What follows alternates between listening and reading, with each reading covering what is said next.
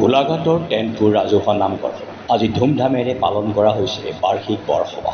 কৃষিকাৰ্য আৰম্ভৰ পূৰ্বে শস্যৰ মংগলৰ কামনাৰে প্ৰতি বছৰে জেঠ আহাৰ মাহত এই উৎসৱ পালন কৰা হয়। অসমৰ প্ৰায় 70% মানুহ কৃষিৰ লগত জড়িত। গতিকে কৃষিকাৰ্য আৰম্ভৰ আগমুহূৰ্তত ভগৱানৰ আশীৰ্বাদ বিচাৰি গাঁৱে গাঁৱে পালন কৰা হয় এই বৰসভা। আজি টেনপুৰ ৰাজহুৱা নামঘৰতো বৰসবাহৰ বাতাবৰণ বিৰাজ কৰে। পুৱাৰে পৰা নাম প্ৰসংগ কীৰ্তনেৰে মুখৰিত হৈ পৰে নামঘৰ প্ৰাংগণ।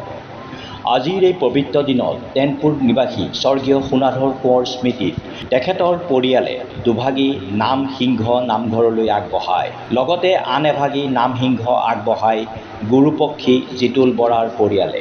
দিনজোৰা কাৰ্যসূচীৰ অংশ হিচাপে আমন্ত্ৰিত অতিথিৰ নাম প্ৰসংগ আৰু প্ৰসাদ বিতৰণেৰে আজিৰ বৰসবাহৰ সামৰণি পৰিব। এই বৰসবাহে গাঁৱৰ ৰাইজৰ মাজত সম্প্ৰীতি আৰু ভাতৃত্ববোধ বৃদ্ধি কৰাতো সহায় কৰে বুলি ৰাইজে মন্তব্য কৰে। কৃষ্ণ টেনপুৰ ৰাজহুৱা নামঘৰৰ তৰফৰ পৰা এই নিউজ চেনেল দুটালৈ আমি আন্তৰিক অভিনন্দন জনাইছোঁ। আজি আমাৰ টেনপুৰ ৰাজহুৱা নামঘৰৰ বাৰ্ষিক বৰসভা। এই বৰসভাটো অসমৰ প্ৰতি নামঘৰত এই জেঠ আৰু আহাৰমহীয়া অতি উলহ মালহেৰে উদযাপন কৰে।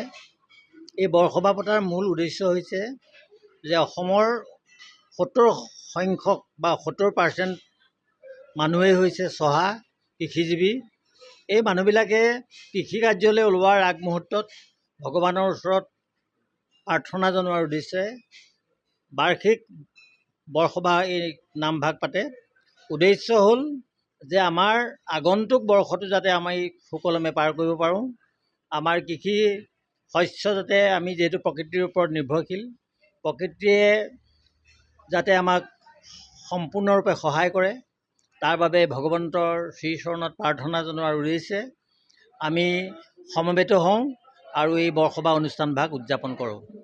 গতিকে এই বৰসবাহৰ এটা মহান তাৎপৰ্য হৈছে সেইটোৱেই।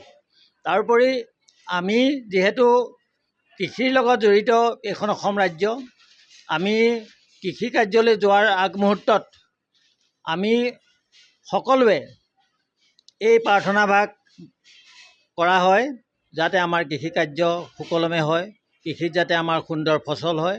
গতিকে বৰসবাহৰ মূল তাৎপৰ্য হৈছে ইমানেই। গতিকে ইয়াকে কৈ মই টেনপুৰ ৰাজহুৱা নামঘৰৰ সম্পাদক হিচাপে তোমালোকলৈ সকলোলৈকে শুভেচ্ছা জনাইছোঁ। যাতে আজি আমাৰ এই বৰসভাভাগ সুচাৰুৰূপে সম্পাদন হয় তাৰ বাবে পৰমপিতা পৰমেশ্বৰৰ ওচৰত প্ৰাৰ্থনা জনাইছোঁ। কৃষ্ণ। টেনপুৰ ৰাজহুৱা নামঘৰৰ সমস্ত ভক্তপ্ৰাণ বৈষ্ণৱসকল আইমাতিসকলৰ শ্ৰীচৰণত প্ৰণাম জনাই আজি পৰম্পৰাগতভাৱে টেনপুৰ ৰাজহুৱা নামঘৰৰ চলি থকা বাৰ্ষিক বৰসভাভাগীৰ বিষয়ে দুই এষাৰমান ক'বলৈ ওলোৱা হৈছে। আমাৰ প্ৰথম কাৰ্যসূচী আছিলে আমাৰ টেনপুৰ ৰাজহুৱা নামঘৰৰ এজন একনিষ্ঠ সদস্য স্বৰ্গীয় সোণাৰাম কোঁৱৰদেৱৰ স্মৃতিত তেখেতৰ পৰিয়ালবৰ্গই দুভাগী নামসিংহ ইয়াত অৰ্পণ কৰিছিলে আৰু এইখিনি চৰ্চন কৰা হৈছে। দ্বিতীয় ভাগী আমাৰ আছিলে গৰুড়পক্ষী আৰু সেই ভাগী অৰ্পণ দিছিলে আমাৰ জিতুল বৰাদেৱৰ পৰিয়ালবৰ্গই। এই দুইভাগী অনুষ্ঠান আমাৰ ইতিমধ্যে সুকলমে সমাপ্ত হৈ গৈছে। পৰৱৰ্তী আমাৰ কাৰ্যসূচী হিচাপে আমন্ত্ৰিত অতিথিসকলৰ আপ্যায়ন আছে, লগতে আমাৰ তেখেতসকলৰ যোগেদি আমাৰ নাম প্ৰসংগৰ কাৰ্যসূচী আছে। তাৰ উপৰিও আমাৰ আছে দিহানাম, এইখিনিও আছে আৰু বিভিন্ন কাৰ্যসূচীৰ লগতে আছে। তথাপিতো মূল বিষয়বস্তু হৈছে কি আমাৰ এই বাৰ্ষিক বৰসভাভাগীত আমি যিসকল ভক্তপ্ৰাণ বৈষ্ণৱক আমি আমন্ত্ৰণ জনাই আছিলোঁ তেখেতসকলক আপ্যায়ন কৰা আৰু আমি সেৱা জনোৱা। আৰু গধূলিলৈ আমাৰ আছে বন্তি প্ৰজ্বলন অনুষ্ঠান আৰু এই গোটেইখিনি অনুষ্ঠানত যাতে সুচাৰুৰূপে পৰিচালনা হয় তাৰ কাৰণে আমি আগতীয়াকৈ ভগৱন্তৰ শ্ৰীচৰণতে আমি এভাগী শৰাই অৰ্পণ কৰা হৈছিলে আৰু সেই পুৱাৰ আমাৰ প্ৰসংগভাগীও সমাপ্ত হৈছে। গতিকে এইখিনি আমাৰ সবিশেষ আজি কাৰ্যসূচী। গতিকে মই আশা ৰাখিছোঁ আমাৰ ভক্তপ্ৰাণ বৈষ্ণৱসকলে সমস্ত যিখিনি আমি আমন্ত্ৰণ জনাই আনিছিলোঁ যিসকলক আৰু লগতে আমাৰ সেই সকলেও যেন আজি এই গোটেই সমস্ত অনুষ্ঠানটোত নিজৰ নিজৰ দায়িত্ব সুচাৰুৰূপে পালন কৰি পেলাই সাফল্যমণ্ডিত কৰে। গতিকে সমস্ত তাৰ আগতে আমি প্ৰভু ভগৱন্তৰ শ্ৰীচৰণতো পুনশ্চ নিবেদন জনাই আজি টেনপুৰ হৰি মন্দিৰৰ বাৰ্ষিক বৰসভা সেয়েহে বাৰ্ষিক বৰসভা উপলক্ষে আমি আমাৰ পৰম আৰাধ্য স্বামীগুৰু স্বৰ্গীয় সোণাধৰ কোঁৱৰদেৱৰ শৰণত দুভাগী নামসিংহ অৰ্পণ কৰিছোঁ।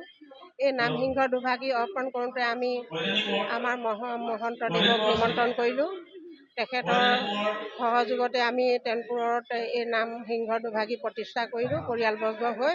আৰু এই পৰিয়ালবৰ্গ হৈ আমি সদৌ টেনপুৰ ভক্তপ্ৰাণ ভকত বৈষ্ণৱ আৰু আই মাতৃসকলক সেৱা ধৰিছোঁ। Bureau report news now 24/7।